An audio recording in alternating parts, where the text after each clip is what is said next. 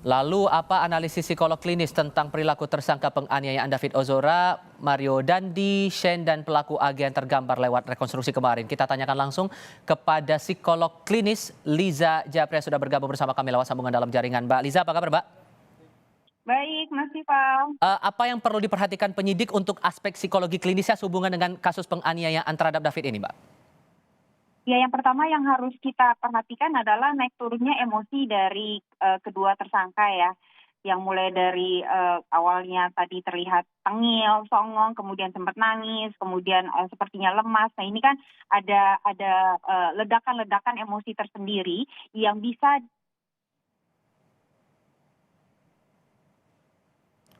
Mbak Liza, mohon maaf Mbak Liza.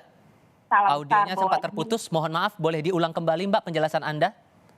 Iya, yang harus diperhatikan sebenarnya adalah ketidakstabilan ditampilkan oleh kedua tersangka pria ya, bahwa mereka naik turun emosinya itu terlihat sekali dari yang tengil, songong, kemudian habis itu tampak sombong, tapi kemudian nangis, tampak lemas, tidak berdaya. Nah, ini antara bisa terlihat apakah mereka sedang mencari simpati, atau bisa juga mereka memang merasa bahwa realitanya baru menghentikan mereka, bahwa ini memang salah besar, kenapa aku melakukan itu, harusnya tidak demikian.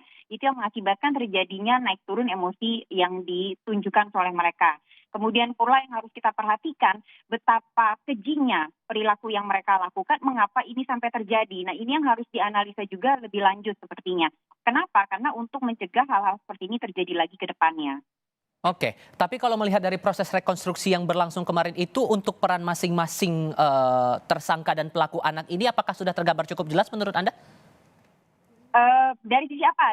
Kalau dari sisi aspek generasi mudanya, jadi gini, kita berbicara dulu mengenai generasi muda ya Mas Tifal ya.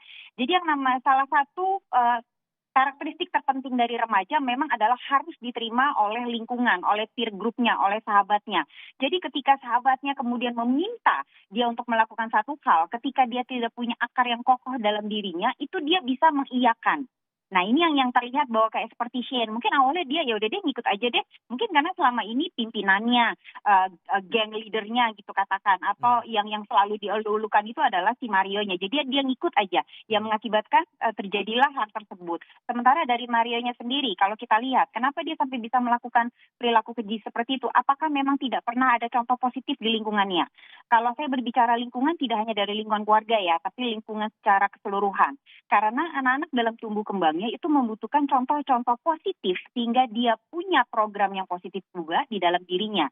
Nah, sampai dia bisa melakukan ini, apakah tidak pernah atau paling tidak kurang sekali contoh-contoh positif itu sehingga perilaku negatif seperti ini bisa dia lakukan. Oke, melihat juga dalam proses rekonstruksi sempat ada selebrasi yang dilakukan oleh Mario Dandi setelah dilakukan penganiayaan itu, dan untuk pelaku anak AG ini tampak membiarkan. Secara psikologis ini Anda melihatnya gimana sebetulnya dalam peristiwa rangkaian peristiwa saat itu? Ya, yang tadi saya katakan Mas Tifal, jangan-jangan memang ada satu konsep pemahaman yang kebolak-balik di dalam pemikiran dan program mereka di dalam lah, kayak komputer lah, saya selalu menganalogikannya demikian ya, bahwa hal itu tuh normal, bahwa kekejaman seperti itu ketika aku terganggu tuh nggak apa-apa. Begitu pula dengan pelaku AG, mungkin dia menganggap ada konsep ya kalau punya pacar yang baik itu yang membela pacarnya dengan sedemikiannya, padahal kan harusnya nggak demikian juga. Nah, konsep-konsep seperti ini yang berantakan sekali jelas ada di kepala para pelaku tersebut. Jadi apa yang benar jadi salah, yang salah jadi benar buat mereka. Yang mengakibatkan selebrasi itu kayak satu hal yang buat kita tentunya kok sampai bisa, kemana empati? Kemana rasa kasih mereka? Nah, kalau kita berbicara empati dan rasa kasih sendiri, itu adalah sesuatu yang dilatih. Sesuatu yang lingkungan, orang dewasa memberi contoh dan mengajarkan dan melatih anak-anak dari kecil berkaitan dengan empati, rasa kasih, nilai-nilai mana yang baik, mana yang benar. Nah, ini sepertinya yang sangat kurang dalam kehidupan ketiga pelaku tersebut. Oke, terakhir singkat saja Mbak, soal ekspresi. Tadi Anda sempat menjelaskan di awal kondisi emosional dari Mario dan Shane ini terlihat berbeda ketimbang saat dirilis oleh pihak Polres Metro Jakarta Selatan. Awalnya sempat tenang, tertunduk, tapi sekarang menunjukkan emosional, bahkan Mario waktu itu sempat menangis begitu ya. Anda merasa bahwa ini hal yang wajar mereka dilihat secara luas oleh publik, bahkan ada tangkapan media sehingga membuat ada guncangan emosional di dalam diri mereka? Karena mungkin pada awal-awalnya mereka masih dengan konsep program yang sama, yang lama tuh Mas Tifal, bahwa nggak apa-apa, tenang aja nanti aku juga diselamatkan kok oleh lingkungan, nggak apa-apa, ini nanti juga aku baik-baik aja. Jadi proses denial, bahwa yang mereka masih menyangkal bahwa yang mereka lakukan itu salah, bahwa mereka masih menganggap bahwa mereka akan diselamatkan. Jadi mereka masih ya seperti itu, tengil, cuek gitu, bahkan mungkin menampilkan perilaku-perilaku yang menyebalkan buat kita yang melihat. Nah, tapi kemudian seiring dengan berjalannya waktu, apalagi pada saat rekonstruksi, kemudian melihat juga respon-respon para penonton yang sekitar, itu kayaknya mereka sudah berada pada titik bahwa, ah, ya ampun beneran ya, aku akhirnya harus menghadapi mempertanggungjawabkan perbuatanku. Nah, ini juga mungkin yang sepanjang tumbuh kembangnya mereka tidak benar-benar pernah mendapatkan latihan bagaimana menerima konsekuensi atas perilaku yang mereka lakukan. Mungkin ketika dulu melakukan kesalahan, itu tidak ada diskusi dengan lingkungannya. Oke. Ketika kemudian mereka salah, bahkan mereka dibenarkan. Jadi Oke. hal-hal seperti itu. Oke, satu hal lagi yang mungkin harus saya tanyakan di sini, masalah posisi AG. Dia posisinya sebagai pelaku anak, tapi di sisi lain kita lihat posisinya dalam kejadian penganiayaan ini membiarkan, tampak cukup krusial. Sehingga menurut Anda dari segi psikologi klinisnya, pendekatan seperti apa yang harus dilakukan untuk menindak